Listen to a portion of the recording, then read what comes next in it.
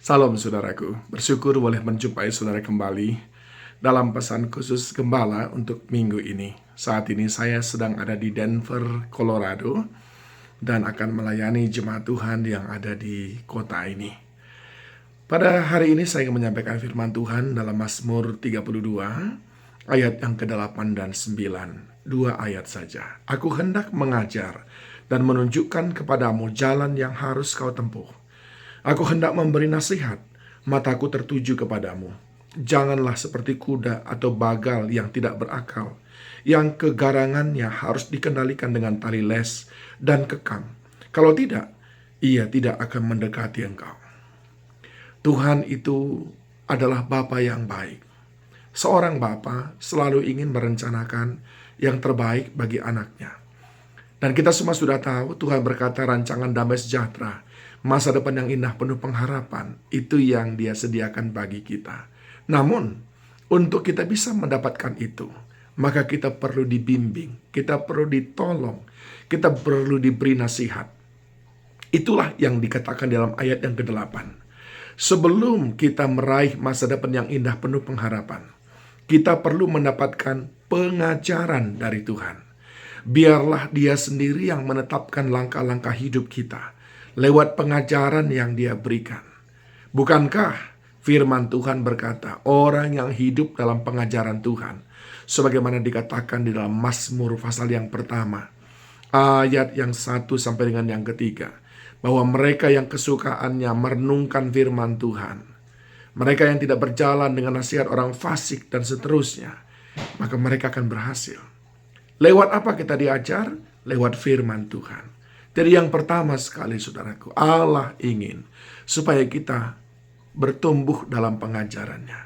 Dan yang kedua adalah Allah mau supaya kita dalam membuat keputusan-keputusan di hidup ini adalah selalu sesuai dengan jalan Tuhan. Segala pertimbangan-pertimbangan kita, biarlah itu pertimbangan pertamanya adalah ini benar nggak? Sesuai nggak dengan jalan Tuhan atau tidak? Kalau usaha ini aku lakukan, apakah ini selaras dengan jalan yang Tuhan kehendaki atau tidak?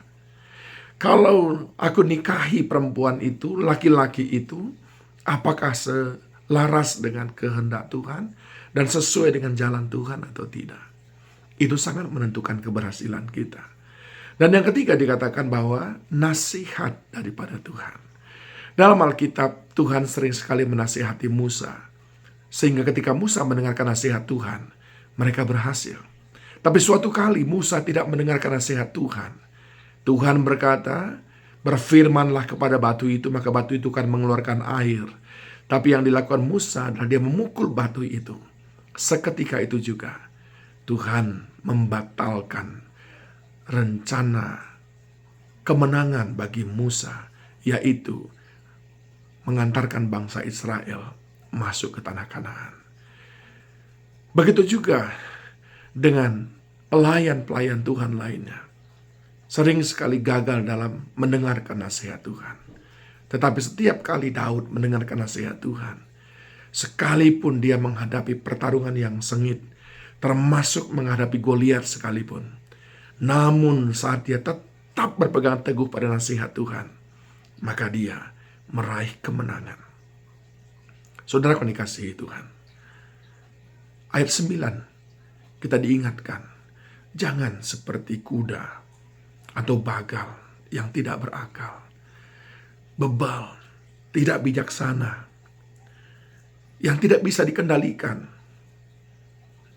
kecuali hanya dengan betul-betul dikontrol.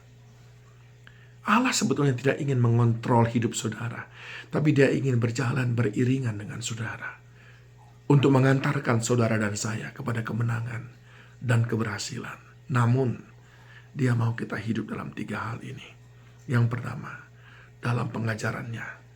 Yang kedua, dalam jalan-jalannya. Dan yang ketiga, dalam nasihatnya. Dan Dia berjanji, mataku tertuju kepadamu.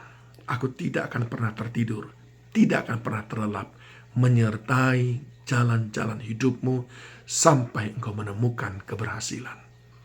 Biarlah sepanjang minggu ini, saudara ingat 3 hal ini yang akan mengantarkan saudara kepada keberhasilan.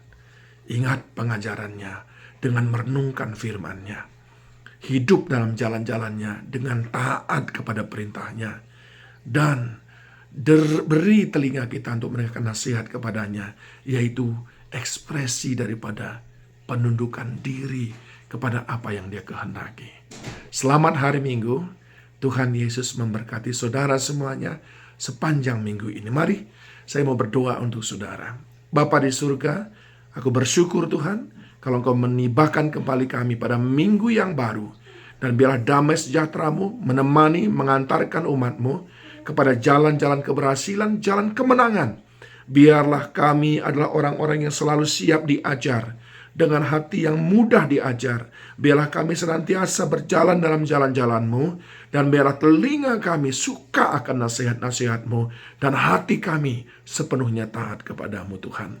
Mata-Mu tertuju kepada kami senantiasa, memperhatikan setiap kami. Tidak ada satupun umat-Mu ini yang Kau biarkan jatuh tergeletak. Tapi dengan tangan-Mu yang kuat itu, Kau menopang setiap kami. Dalam nama Tuhan Yesus Kristus kami berdoa. Amin. Happy Sunday. God bless you.